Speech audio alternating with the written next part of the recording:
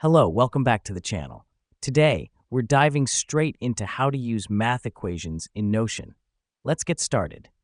First up, you need to create a new page or open an existing one. You can do this by clicking the plus sign on the left-hand panel. The reason we do this is because Notion operates on a page-based structure, meaning each document or note you make is a separate page. Now that we've done that, it's time to start writing our equation.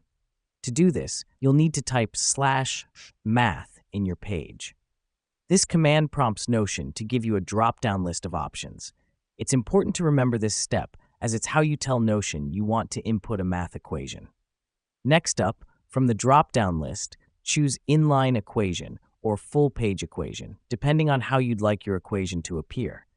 This helps us because it gives us control over the appearance and format of our equations. Once you've selected your equation type, type in your equation.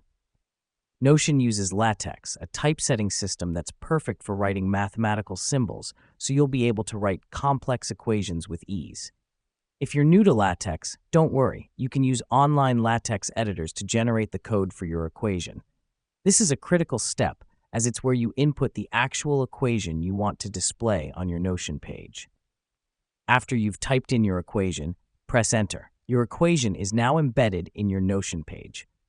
You can also customize your equation by highlighting it and using the formatting bar.